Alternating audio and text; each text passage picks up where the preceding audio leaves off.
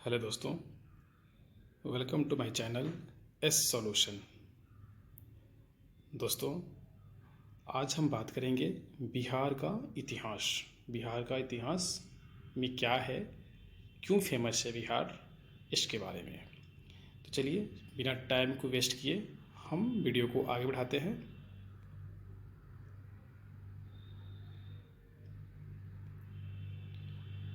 दोस्तों, पहला क्वेश्चन है, प्राचीन बिहार के इतिहास की जानकारी का स्रोत क्या है। तो इसका स्रोत, पहला जो स्रोत है, शपथ ब्राह्मण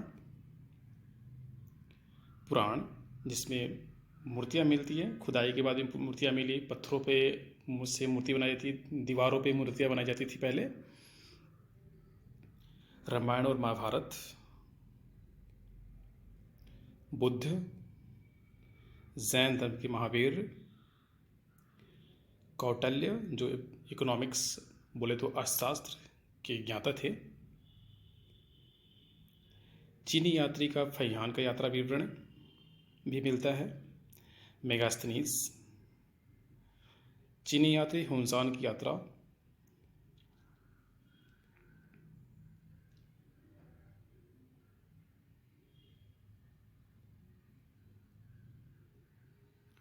शपथ ब्राह्मण, महाभारत, पुराण, रामचरितमानस, जैन एवं बौद्धिक साहित्य, चाणक्य का अस्त्रसात, मेगास्थनीज का इंडिका तथा चीनी यात्री का फैयान एवं हुनसान के यात्रा वृत्तांत द्वारा प्राचीन बिहार के इतिहास की जानकारी प्राप्त होती है।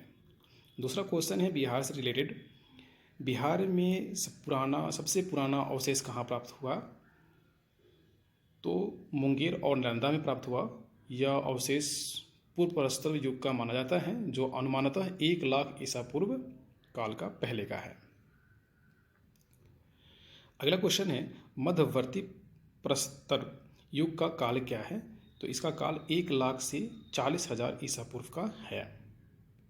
अगला क्वेश्चन है, मध्यवर्ती प्रस्तर युग के अवशेष बिहार के किन स्थानों से प्राप्त हुआ। तो वो था मुंगेर। अगला क्वेश्चन है, नौ प्रस्तर युग का काल क्या है। तो 2500 ईसा पूर्व से 1500 ईसा पूर्व तक। नौ प्रस्तर युग से अवशेष बिहार के किन स्थानों से प्राप्त हुआ।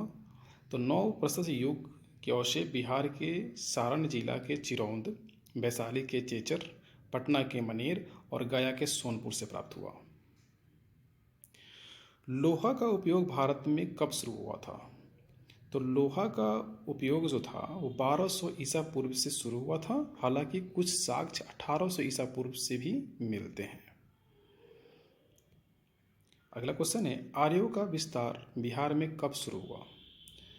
वैदिक काल बताता है कि 1000 से 600 ईसा पूर्व से शुरू हुआ था। अगला क्वेश्चन है, 16 महाजनपदों में कितने जनपद बिहार के थे। तो 3 थे हमारे, अंक, मगध और लिच्छवी, जिसे आज हम वैशाली के नाम से जानते हैं। अंग महाजनपद की राजधानी कहाँ थी। तो चंपा, जो भागलपुर के निकट पड़ता है। नेक्स्ट क्वेश्चन है दोस्तों, मगध महाजनपद की राजधानी कहाँ थी। तो मगध महाजनपद की राजधानी गिरिवज्र, जिसका वर्तमान में आज हम राजगीर के नाम से जानते हैं। लिच्छवी गणराज्य की राजधानी कहाँ थी। वैशाली। मगध साम्राज्य की स्थापना किसने की थी। तो मगध साम्राज्य की स्थापना राजा बिंबिसार ने की थी। उन्होंने भारत का पहला सम्राट माना जाता है। उन्होंने 544 ईसा पूर्व में मगध साम्राज्य की शुरुआत की थी। बिंबिसार जो था वो हर्ष वंश के राजा थे। मौर्य वंश का अंतिम शासक कौन था। बृहद्रथ। मौर्य वंश की समाप्ति के बाद किस वंश का उदय हुआ। मौर्य वंश की समाप्ति के बाद सुवंग वंश की उदय हुआ, जिसकी स्थापना पुष्यमित्र सुवंग ने की थी। पुष्यमित्र सुवंग ने अपनी दूसरी राजधानी किसे बनाया। पुष्यमित्र सुवंग साम्राज्य की दूसरी राजधानी विदिशा को बनाया।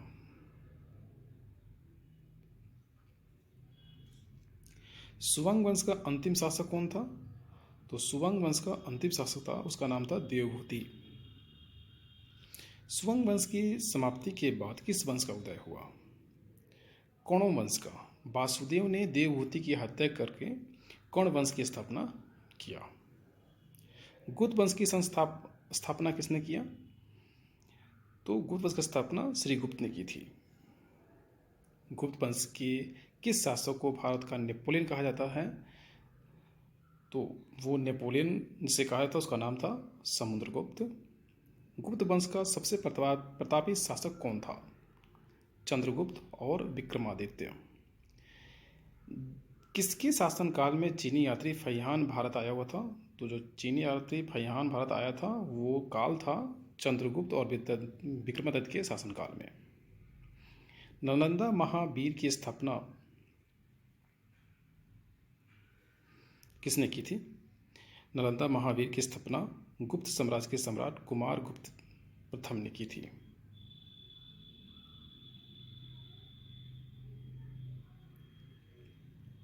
गुप्त काल के विख्यात विद्वान कौन कौन हुए?